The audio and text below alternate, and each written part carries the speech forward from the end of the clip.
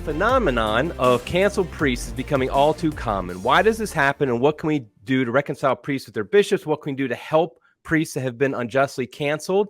Well, there's a conference coming up that's going to address this specific issue. We're going to talk about that today and much more on Crisis Point. Hello, I'm Eric Sammons, your host and editor-in-chief of Crisis Magazine. Before I get started, let's go ahead and just remind everybody to subscribe to the channel, like it wherever you might listen to it or watch it. I really appreciate that. Also follow us on social media at Crisis Mag. So today we have a return guest, Father John Lovell. He is the co-founder of Coalition for Canceled Priests, an organization which supports faithful priests who seek to return to active ministry after being unjustly canceled by their bishops. They have a conference coming up pretty soon on June 23rd and 24th. They have a banquet on the night of the 23rd, all-day conference on the 24th featuring Jesse Romero. We'll talk about that more in a little bit, but we just want to talk also with Father Lovell just in general about the coalition and what's going on with that. So thanks so much for being on the program again, Father. Eric, thank you so much for having me. It's a great pleasure to always be with you. Your interview with me 11 months ago is still talked about. People still bring it up, and I usually reference it when people ask me questions about the coalition. So thank you again for having me on. That's great. Thanks for letting me know that. So we interviewed you last year, and so I'll link to that in the show notes to make sure if people want to watch that one as well. But for those who haven't seen that and don't know much about you or about the coalition, why don't you just briefly tell us about your own experience being a canceled priest? Oh, absolutely. I'm a priest this year celebrating 15 years. I was ordained in 2007 for the Diocese of Rockford in Illinois by Bishop Thomas G. Doran. May his soul rest in peace. He passed away about 6 years ago. For the first 5 years, I was associate pastor, taught in high schools. I also was administrator of a parish, associate vocation director, which we talked about the last time. And then the last year of active ministry in 2011, 2012, Bishop Doran sent me to the Dominican House of Studies in Washington, D.C. to get a license in sacred theology.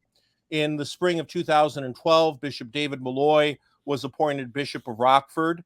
And that July, when I was home on break from DHS, I was called into his office. He was only a bishop at this point for 6 weeks, and he removed me from ministry. He had first tried to suspend me, never told what I did wrong. He just said that he heard things and he was worried. Those are his words. And he tried to suspend me. Rome overturned that same summer. Surprisingly, in August, Rome overturned that, when Rome is usually shut down. And then he withdrew the suspension against me and issued a new decree the very next day after withdrawing the suspension, where he restricted my ministry in a non-penal, non-judicial way. And for the last 10 years, I've been out of ministry, not because I'm suspended, but because I am removed in a non-penal, non-judicial way. And I always like to tell everyone, when you figure out what that phrase means, let me know, because my canon lawyers would love to know what that means. And so for the last 10 years, I've been fighting for my good name, both in the diocese as well as in Rome. And about a year ago, Father Jim Parker, a priest of the Diocese of Rockford, a great pastor, was removed. No good reason was given, and he was not given another assignment. And that's why when we decided to start the Coalition for Canceled Priests, because we realized across the country, there are priests who are being sidelined, they're being canceled, they're just simply being ignored, not because they've done something wrong. I'm not accused of anything. There's no delict, no crime that I'm being accused of. It's just simply because the bishop doesn't like me. And he's heard things, and he just simply wants to sideline me as well as all these other priests. And it's usually because we either stand up for the traditional mass, either we preach the truth on controversial issues such as abortion, contraception, homosexuality. And lately, especially in the last couple of years, priests are getting canceled because they are not going along with the draconian mandates that the bishops have tried to put in place when it comes to COVID, let alone forcing people to get the jab or telling people that they're morally obligated to, which they're not. Rome has made that quite clear. But, you have some bishops out there who are saying that you're committing a sin if you do not get the jab, as we call it. Yeah, so It seems like, that I know when I worked for a diocese, I discovered there's actually a lot of canonical protections at least in on paper for priests that a bishop can't. I think a common Catholic misperception, Catholic laity misperception, is that a bishop can do whatever he wants with a priest, and the priest has no say in it. And I found that's not actually true. That the priest does have certain rights under canon law. He can appeal to Rome and things like that. And it sounds like that's exactly what you did, and you won.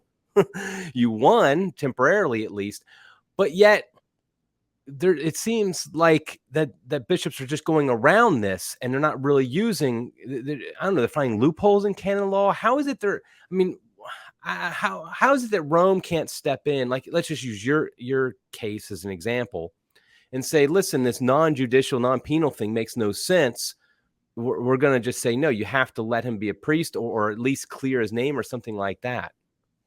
Well, to be honest with you, that's exactly what the Congregation for Clergy said to Bishop Malloy, that yes, you can remove a priest temporarily to make sure that there is no wrongdoing, but you have to put him back into ministry. It has to be temporary, but they never define what temporary is. And so now I'm going on 10 years. I'm going to be 42 this July. I've spent almost all of my 30s out of ministry. And again, no allegation, no accusation has been brought against me. It's just simply the bishop doesn't want to be proven wrong. And what I find amazing, Eric, especially since the Summer of Shame, 2018, when Theodore McCarrick was finally exposed, when we saw that there was and is still a massive cover-up going on amongst many bishops, not all, but many bishops, from the United States Catholic Conference of Bishops all the way to the Vatican, what we have to realize is I'm really surprised how many people still just automatically give deference to a bishop, whether it's mine or another bishop, and just say, well, he has to be careful. Well, we also have to realize that diocesan priests especially are public people, all right? We are known, and so when you remove us, even if you do it in a non-penal, non-judicial way, that causes grave damage and scandal for the priest as well for the laity that he's been serving. And I always look at it this way, that when people say to me, well, Padre Pio, he was removed and he just accepted, you should do that too. Well, Padre Pio was a religious. I'm not a religious. And while Padre Pio was a priest and I'm a priest, there's a vast difference between secular priesthood and religious priesthood. And I think sometimes people, especially even the clergy these days, don't understand the difference. I don't take a vow of obedience to the bishop. The bishop is not the superior general of the Jesuits, and I'm not a novice. I was ordained, and this is clear both in the old rite and in the new rite at ordination. I was ordained and promised obedience as a co-worker with him. The bishop is head of the presbyterate of his diocese. He is not the abbot. He is not the superior general. He is our spiritual father, and he must act like that spiritual father. And he's not doing that. And we need to realize that priests have rights. And Dr. Peter Kwasniewski, who you've interviewed just a few weeks ago on his new book, True Obedience, lays that out quite beautifully. And I like to say that he's going to be at our event this June. He's a great supporter of the Coalition for Canceled Priests. And people need to realize, again, both clergy and laity, that first and foremost, obedience is about listening. And that's one thing sometimes the bishops don't want to do, because they don't want to make it look like that they quite possibly made a mistake in removing priests. They don't like admitting that, sad to say. Why wouldn't it just be easier in these situations if a priest if a bishop like encouraged a priest like who he doesn't like for whatever reason, but he doesn't really have anything against him. He just doesn't want him to be a priest of his diocese, to basically encourage him to go to another diocese, to a religious order or something like that, and just get him transferred. Because at this point, you're just a thorn in their side. And if he had just let you go, let's say, to another diocese or religious order or something like that, it might have made everybody, it'd be not a win-win, because obviously you'd be kicked out of your home diocese, but the point is to be better than the situation you're currently in. Oh, absolutely. And I think what a lot of people have to realize, I've often been told or asked, why don't you just go to a religious order? And I always like to remind people that's kind of like saying, why don't you just get married? It is a completely different vocation. There's three vocations in the church, main vocations: marriage, priesthood and the consecrated life. And now the consecrated life is pretty broad. The consecrated life includes everyone from Carthusians on one end to consecrated virgins and hermits living by themselves in society on the other, and everything in between. But it is still a different vocation from the priesthood.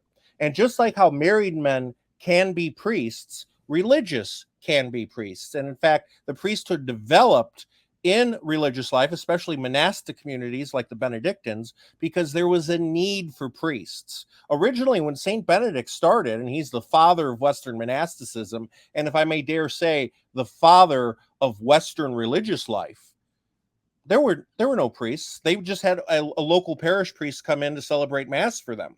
It was the diocesan priesthood, which we are a secular priesthood. We are not religious in that sense. And that's kind of odd for people to hear, because they hear religious, they hear secular. They don't understand what those terms mean. Secular means I did not take vows. I took a promise of obedience, I took a promise to pray the office, and I took a promise of celibacy, meaning not to get married. Those are the promises that I took. And so when priests are often asked, well, why don't you join religious life? I just counter saying, well, why don't I just get married? It's a different vocation. Now, when it comes to joining another diocese, it gets a little tricky, because according to canon law, not only do I need to have a bishop that is going to welcome me into his diocese, or this is any canceled priest, not just me, any canceled priest needs to find a bishop who would take him, but he needs permission from the diocese that he's in, the bishop that he's with now, incarnated with, to let him go. There is one exception in the secular priesthood, and I'm sorry if I'm getting a little too technical for some of the listeners. There is what's called societies of apostolic life. That would be the Oratory, the Fraternity of St. Peter, Institute of Christ the King, and many others, Novus Ordo and traditional, that they are secular priests, but they live in community. And I do not need the bishop's permission to join them. However, so many bishops and so many societies of apostolic life are weary of taking priests that have been removed because they don't want a potential lawsuit. You know, many of the bishops today don't listen to their presbyterate, they listen to lawyers. And I don't mean to sound pessimistic about this, but we need to get the bishops back to listening to his presbyterate and the entire presbyterate, not just the ones that he likes, not just the ones that are yes men and go along and do what he wants. You know, I do a disservice to my diocese and to my bishop if I do not stand up in charity and point out what is going wrong or what he is doing wrong. And we have to be careful, because that has to be done in charity. And I understand that there are many who want to critique certain people in Catholic media for not doing it in charity. And I completely agree. It must be done in charity, but it needs to be done boldly and sternly, saying there's something wrong here where all these priests across the country are out of ministry. Right. Now, approximately how many priests would you say there are in the States that have been, that your coalition would recognize as canceled? We're helping right now about 35 to 40. Okay. However, there are probably hundreds, if not thousands, across the country. There's over 12 in the Diocese of Rockford alone. Again, these are priests that have not been accused of anything. They've been simply sidelined, canceled, because they either stood up for the truth, whether it comes to liturgy, whether it comes to preaching and catechesis, or whether it comes up to moral issues such as you don't have to take the jab if you don't want it. They just simply get sidelined. So we have probably hundreds across the country, and we're not even a whole year old yet. And I am surprised that we still are helping so many priests right now, 35 to 40. And we have a very vigorous background check that we do. It is confidential, and anyone can see it. If you go to our website, canceledpriests.org, you can take a look at the application that priests have to fill out. We have a due diligence team that investigates the priests. We look at references. We go onto the internet. That's either good or bad. One thing that we could give to Google and the other search engines, you simply put Eric Sammons in, and you can get information about Eric Sammons going back 10, 15 years, if not longer.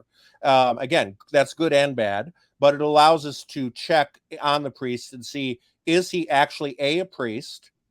And B, did he do something wrong? And I'm often asked, well, would you help a priest who was accused of something but is maintaining his innocence? And I always say, so far, we've not come across that. But if someone applied, we would look at it as a case-to-case basis. Because, Eric, you know as well as I do, everyone deserves due process of law and the right of being innocent until proven guilty. Okay, so yeah, let's talk about that a little bit more then, because I think a concern some Catholics would have with your coalition was just like, well, yes, we acknowledge there's some priests who are unjustly removed from ministry, but obviously we both know a lot of priests have been removed or should have been removed from ministry because they really did do some terrible things, and so that check you do to make sure that this is a truly what we are calling a canceled priest as opposed to someone who's justly removed from ministry. So you have them basically testifying. And what kind of background checks again do you do? You obviously search on Google, make sure that do you do like an actual criminal background check and or anything of that nature? Are you asking anybody from the diocese where they're from, like what their side of the story is or anything like that? We do. Dioceses usually do not cooperate at all. Yeah. They will not tell us anything, claiming that they can't. And in certain senses, they can't. So we go with references. We do a background check. We do have law enforcement officers or retired law enforcement officers that are part of our due diligence team. We have had the FBI agents even check our application and give us advice. And we're always looking to improve it. There's no 100% surety that we're going to have a priest that hasn't done something wrong. All right. But I'm very proud of the fact that we have a very, very strong committee that does an excellent background check. And I always like to remind people, just because a background check hasn't proven anything, and St. Paul says this, who's the greatest sinner? And he said, I am. We are all capable of great sin. And just because we haven't committed that sin yet doesn't mean it might not happen. But at the same time, we just can't simply put priests aside who haven't done anything wrong and just simply say, well, you know what? He might do something wrong, so it's better that we put him to a side. That's actually one of the arguments with Bishop Malloy. Bishop Malloy basically says about my case is, well, Father Lovell hasn't done anything wrong, but we're concerned that he might do something wrong. Well, Eric, you know as well as I do, we're all capable of probably doing something wrong if we allow ourselves to go down that road. And I don't care if we're a saint or the greatest sinner, we're all capable of falling off that mountain of ascent. Yeah, it sounds like that Minority Report movie. I don't know if you ever saw that, where they're like predicting crimes in the future, and you get punished before you even do something. Exactly. It's kind of dystopian there. Now, what exactly? So when a priest is approved and he's part of the coalition now, what exactly do you do to support them? Surprisingly and happily, many of the priests that come to us simply ask for spiritual support.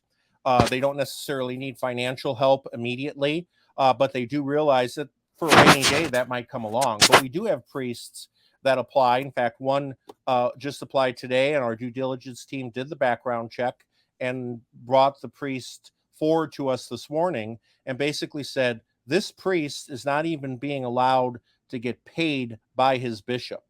And most canceled priests, when they get removed, they get their pay cut. They have to find their own housing.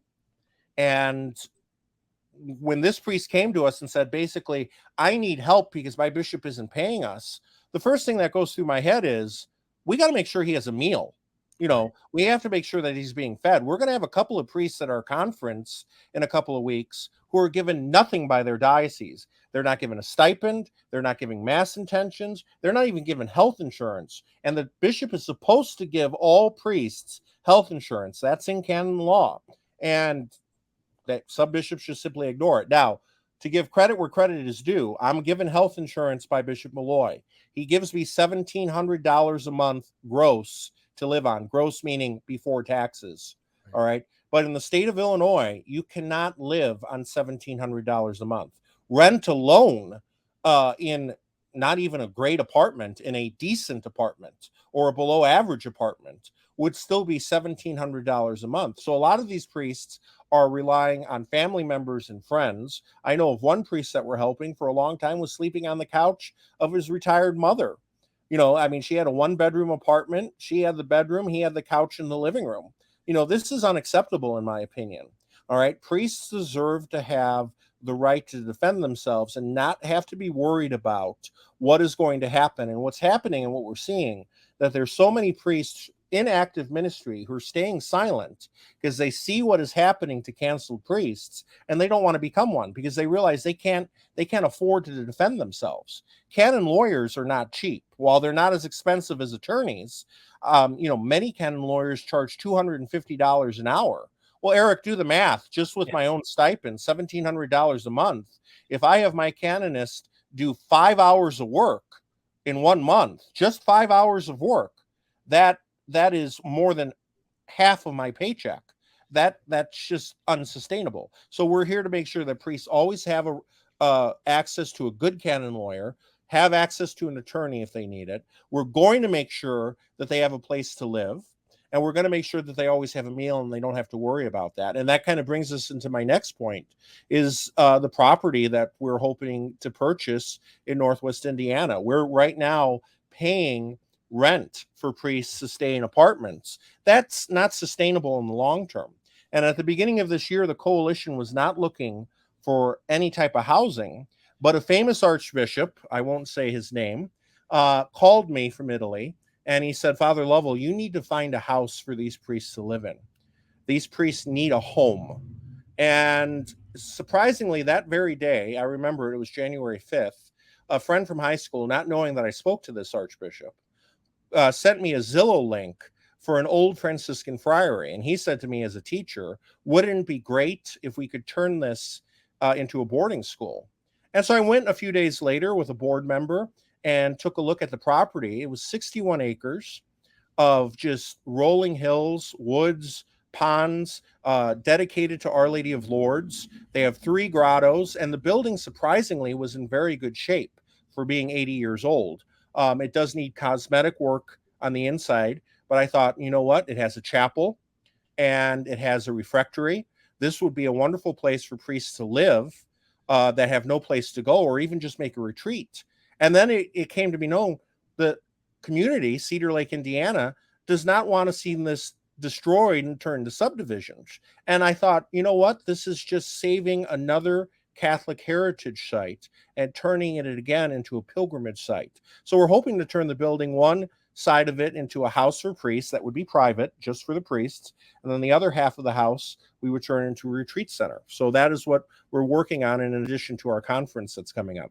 Yeah. So this house, how much are they asking for it? They're asking for $2.1 million, which in honesty is a steal because it's 61 acres. It's tax assessed at about $4.3 million. Obviously, as a 501c3, as a non-for-profit charity, we wouldn't have to pay taxes on it, similar to the church.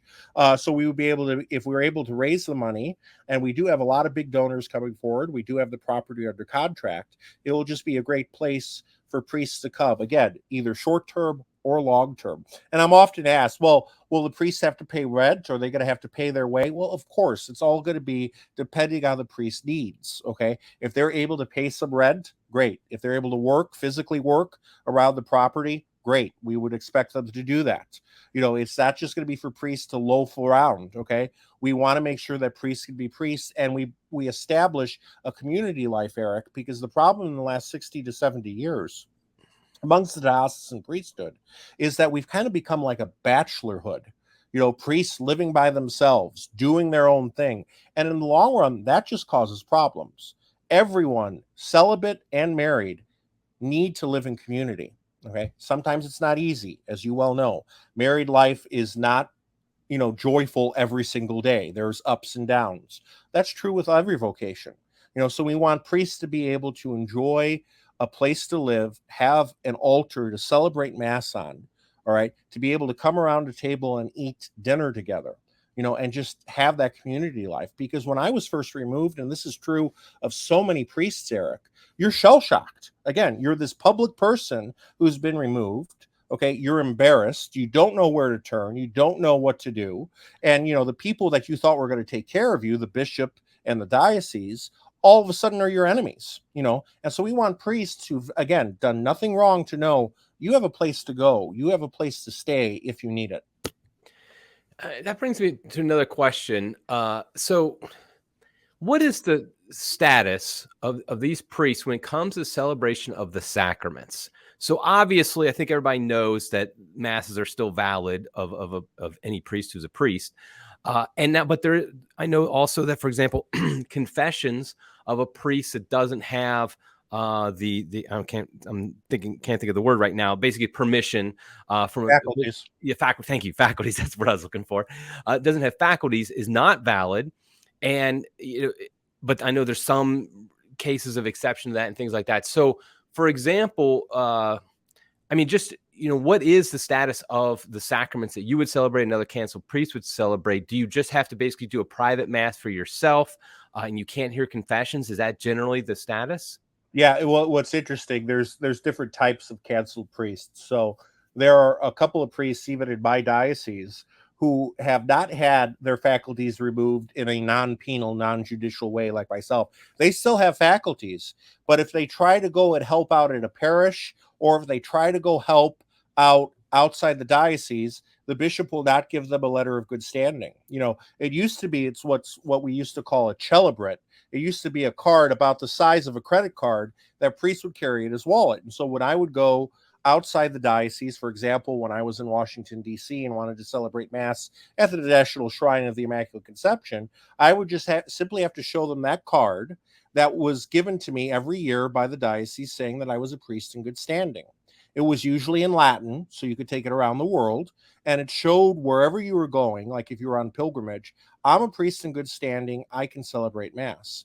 Well, in the last 20 years, especially because of the Dallas Charter, bishops are now requiring not the celebrate anymore, but they want a letter of good standing that is less than 30 days old.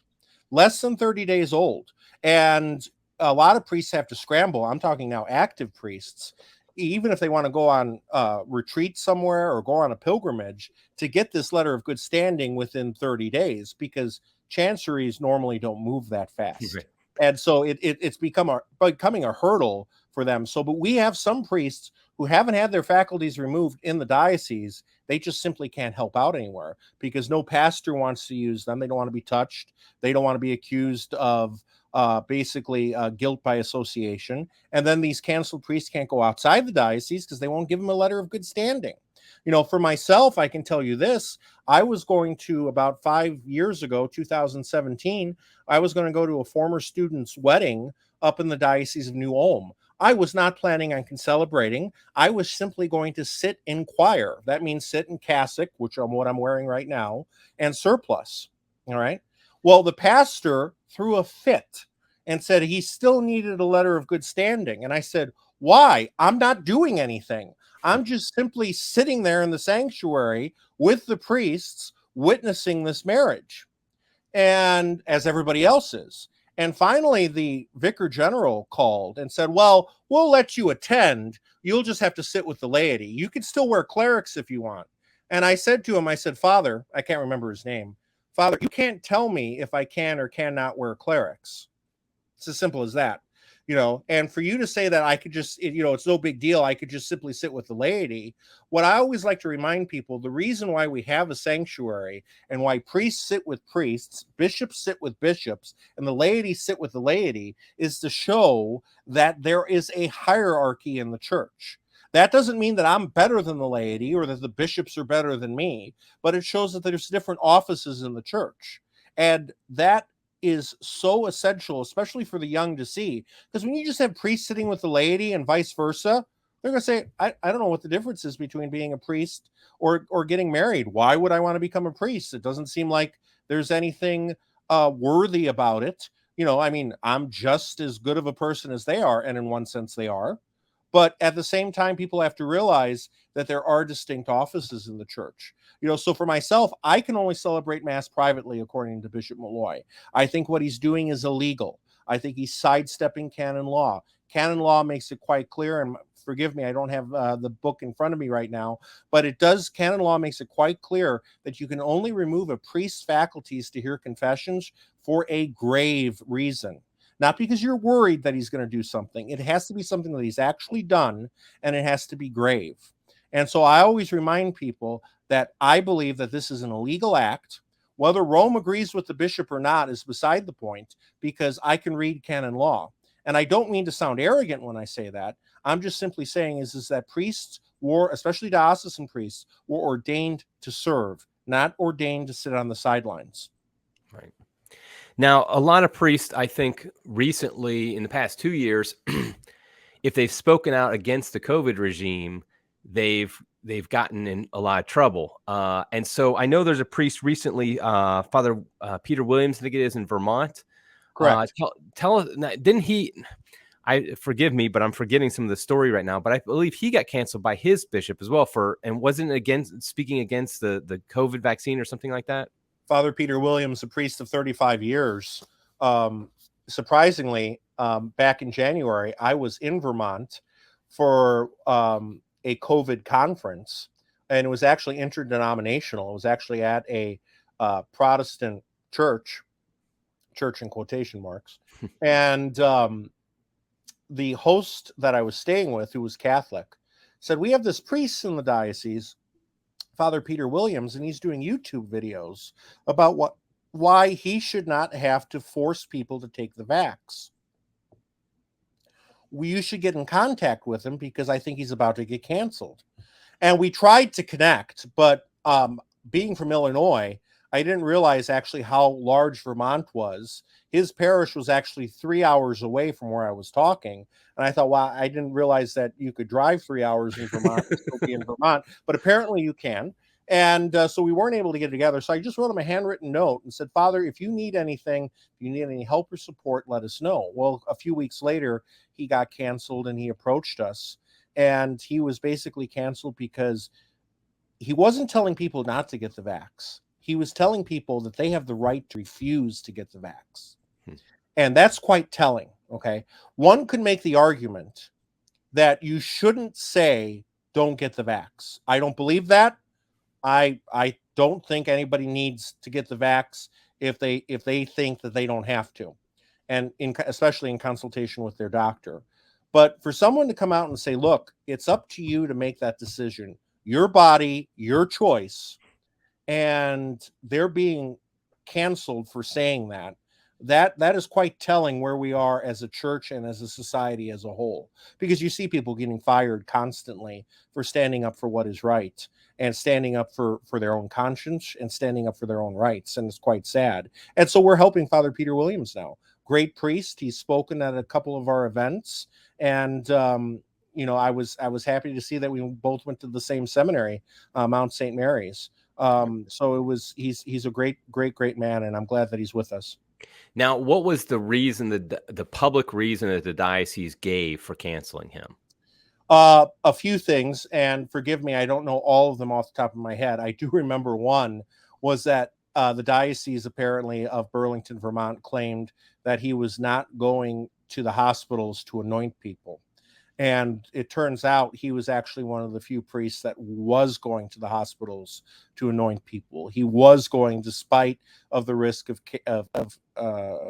transmitting COVID, he was still going because he realized how important it was to anoint people in the hospital. I mean, Eric, if you recall, there were bishops, Cardinal Supich being one of them, who was saying, well, you need my permission even to do emergency baptisms.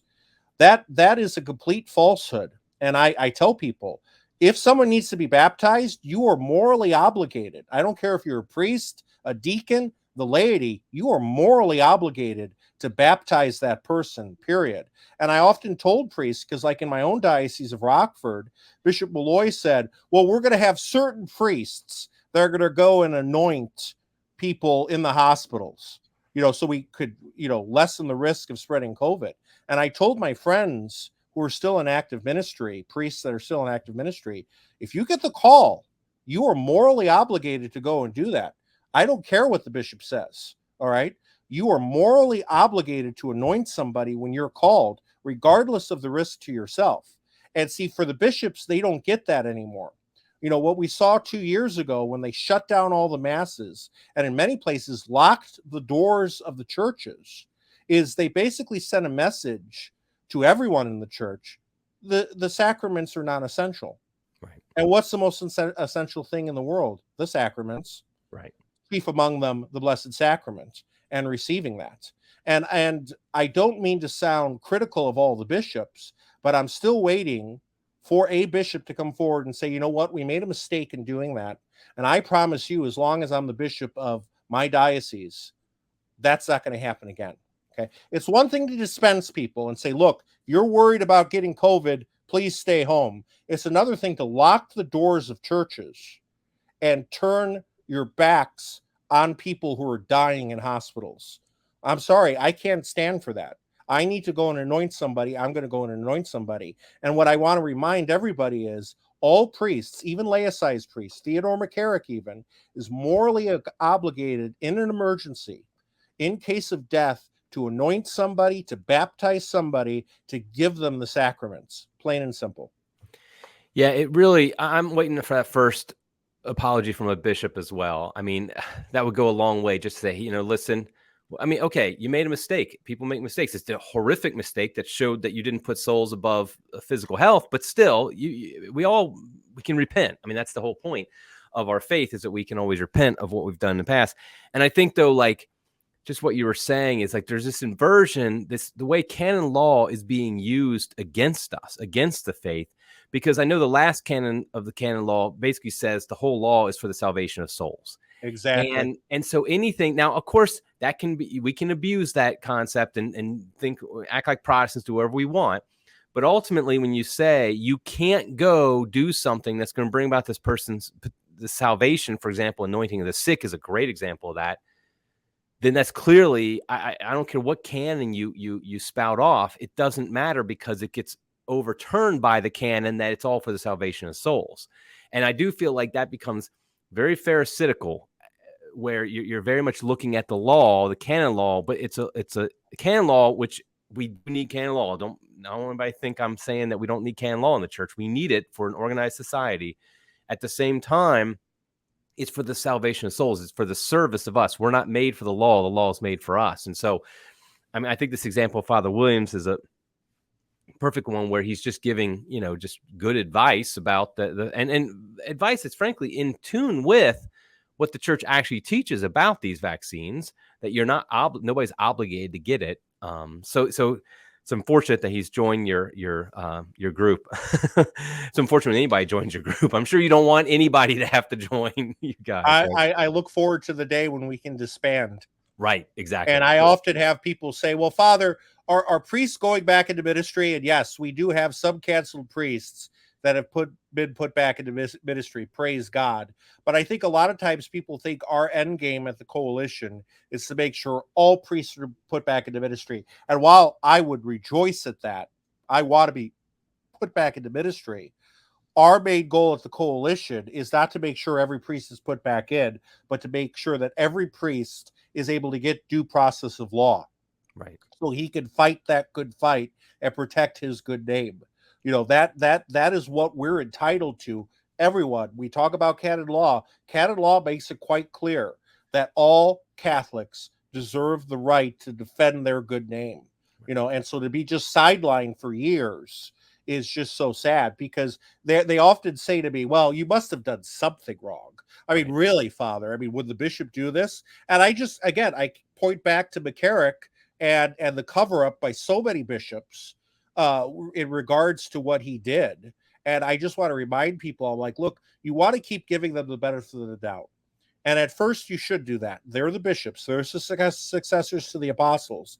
But when you see a problem that is so chronic, so many priests across the country being sidelined, being canceled, you have to step up and realize, look, we're paying for this.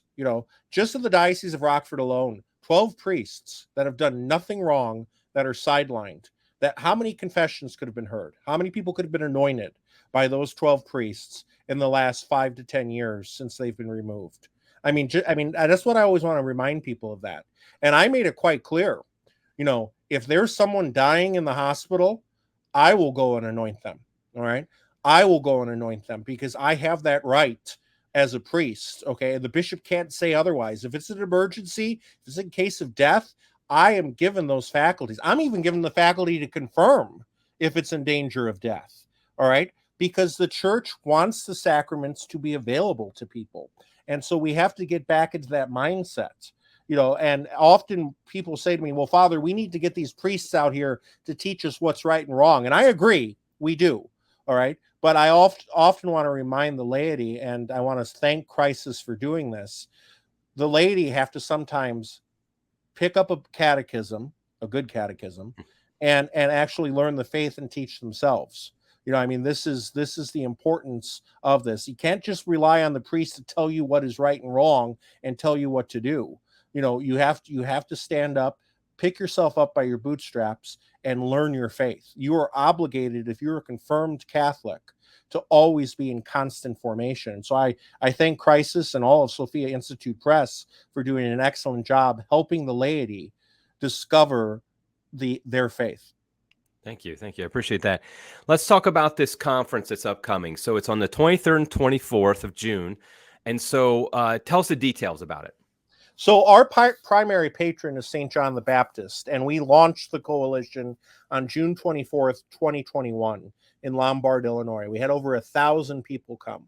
And at the end of October of last year, both Craig Holly, who's the co-founder, and myself, I'm the other co-founder of the coalition, said, wouldn't it be great if we have a 1-year anniversary event? We're 7 months away.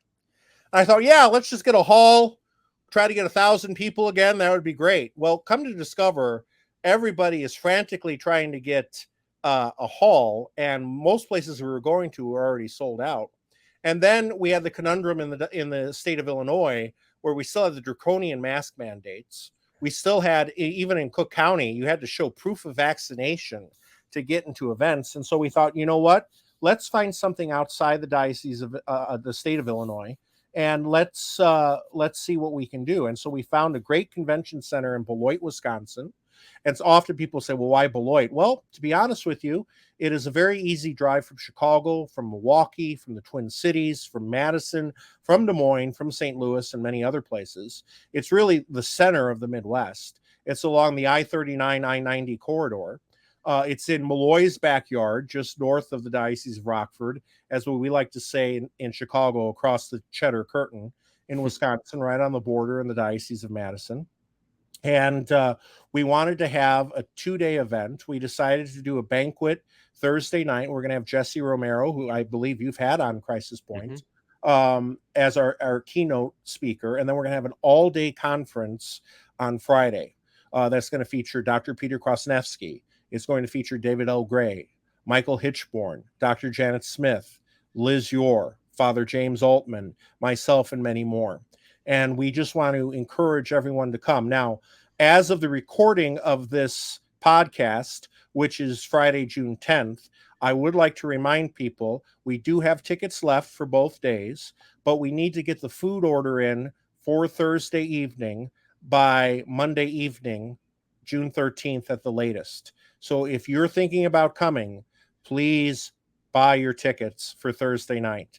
If you want to buy tickets for both events, you can. If you want to buy a ticket just for Thursday or just for Friday, you can. And for those that are thinking of coming Friday, we need to get the food order in by the 16th of June. And it's going to be just a great, great time where Catholics can come together. And so often people say to me, well, I want to support them, but can't I just watch it live stream? Can I just watch the recording afterwards? And I like to remind people of this, that coming together and meeting fellow Catholics who believe what you believe and who are standing up for what you're trying to stand up for, it's a psychological boost. And we're going to have 16 canceled priests, at least at the last number count. 16 canceled priests are coming from across the country for people to meet. Not just Father Altman, not just myself, 16 canceled priests. Wouldn't it be great if we could get 500 people to show up? We can only fit 500 people, by the way, for Thursday night at the banquet. We already have over 300, if not close to 400 tickets sold. But wouldn't it be great if we can have 500 people show their love and support to these canceled priests from around the country? That's what we want, because we want to be a national conference and a national organization. And it's falling this year on a great date. Usually June 24th is the feast of our primary patron, John the Baptist, but he gets transferred to Saturday because this year, June 24th, is the Feast of the Sacred Heart. And if you remember, Eric, about 12 years ago, Pope Benedict XVI issued an apostolic letter declaring the year of the priesthood, going from the Feast of the Sacred Heart 2009 until the Feast of the Sacred Heart 2010. And it's a beautiful letter on the importance of having the heart of Christ. And people have to realize, too, as we're getting bombarded with Pride Month, Catholics need to realize this is the month of the Sacred Heart. This is the month of Jesus Christ, and that we have to proclaim that from the rooftops. Yeah, amen. So I assume the way people can sign up for and get tickets is through your website, right? Correct. Go to canceledpriests.org. You could find more information there about buying tickets. Again, for one day, if you just want to do the banquet or just want to do Friday, or you can buy tickets for both days. You do get a discounted ticket if you get it for both days. You could also more information about helping us purchase this property in Northwest Indiana and just get a better general sense of what we do as a coalition.